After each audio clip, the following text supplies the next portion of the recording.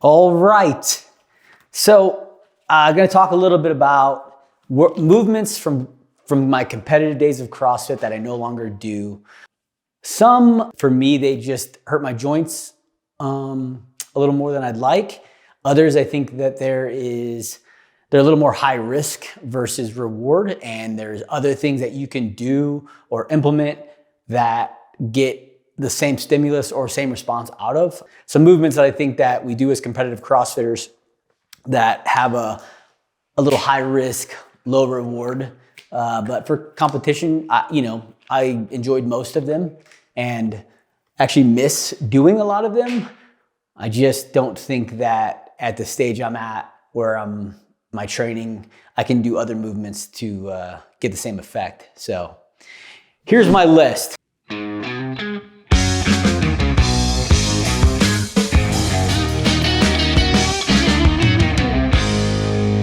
Here we go. Let me know what you think about this.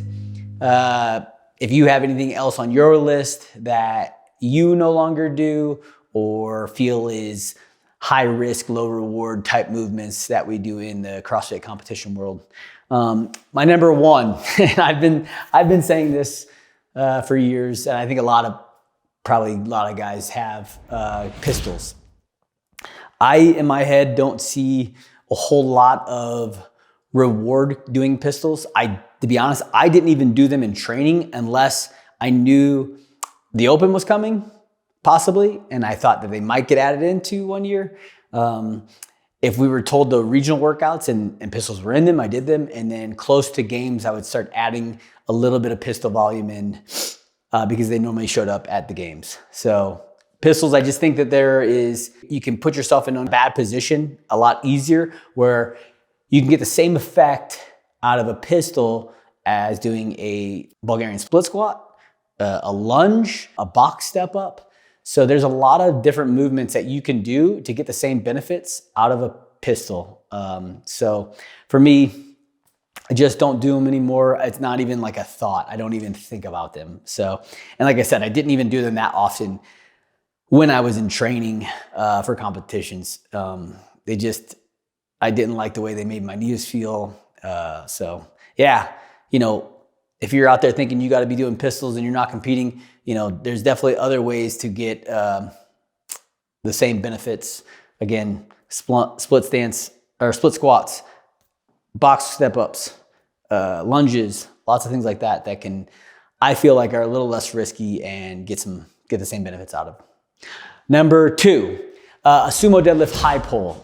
They don't even put this in competition very often. Earlier in CrossFit, I felt like they did, but I didn't like with a barbell sumo deadlift high pull. I definitely, you have a little bit of risk there of getting an impingement.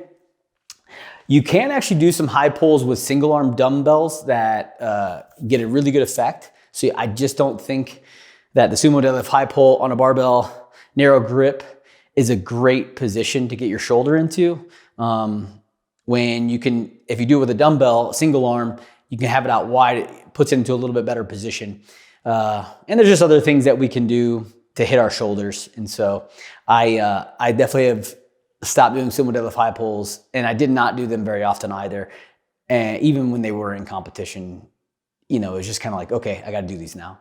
So number three, and I love this movement. I think they're awesome. I did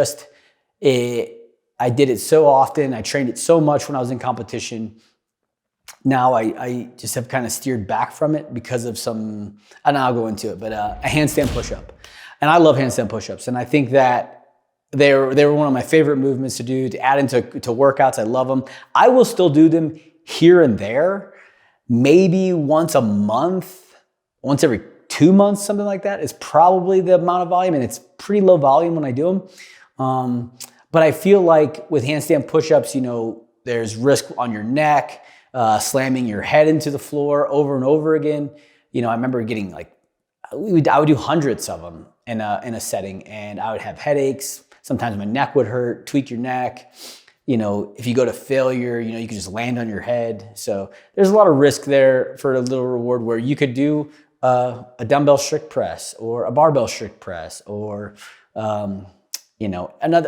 I just think that there's not a lot of real purpose for it. Just doing a push-up, an inverted or a feet elevated push-up is even better than doing a handstand push-up in my mind. So yeah, that's just another movement I have really stopped doing. Like I said, I'll do them here and there. I'll get this itch in my mind. Oh, let me try some handstand push-ups. And when I do it, I do them very strict, and I don't bounce my head off the floor like I used to. So I don't get headaches anymore or neck pain. So yeah, that's number 3. Number 4, and this is more so probably just for me. This isn't a bad movement. I don't think that this actually has, there's not a lot of like risk in this movement other than whipping yourself, but double unders. I don't do them very often anymore due to the fact that repetitive little quick jump kind of hurts my knee. I don't have any ligaments in my left knee. I don't have an ACL, PCL, or an MCL in my left knee. And so when I do the double unders, I can start to feel some pain in my left knee. And so that's kind of reason why I've done it. I actually like double unders. I like jump rope. It's a great movement for conditioning. It actually hits your shoulders a little bit. But yeah, for me, I've had to pull it out due to the not having any ligaments in my left knee, and I get some shifting while I'm doing that little bound. Last one, which is my least favorite to talk about because I love this movement so much. It has 2 of my favorite parts of it, squatting and cleaning. So full clean, squat cleans, whatever, we're CrossFitters, we call it squat cleans, I don't care. But I stopped doing them due to the fact that dynamic drop down to the bottom, kind of free fall to the bottom to catch this clean, again, bothers my knee. And so for me, I've stopped doing them. I still do front squats. I still do power cleans. I still do sandbag cleans. So I can still get a lot of the effect out of a clean than having to do the heavy squat cleans because of, the joint pain. I can go light squat cleans. I don't do it that often, but yeah, I love squat cleaning. And I don't think there's actually, this is more so for me, not for anybody else. Like if you want to do squat cleans and it doesn't hurt your knee, do it. I think they're a great movement. It's a great movement. So that is my list. Again, pistols, I just think there's some higher risk, low reward there. A lot of other movements we can do. Sumo deadlift high pulls. Again, you can get some impingement in the shoulder. You can do single arm high pulls with a dumbbell where you get a little wider, kind of put your shoulder into a better position. Handstand push-ups, neck, head pain, you can do, again, light dumbbell strict press. You can do elevated push-ups where you're not bouncing your head off the ground. And also like putting your neck into a compromised position. So double unders was for me. I think double unders jumping rope is great. I just don't do it anymore due to the fact that it hurts my knee because of the quick rebounding on that joint without ligaments. And squat clean, same thing.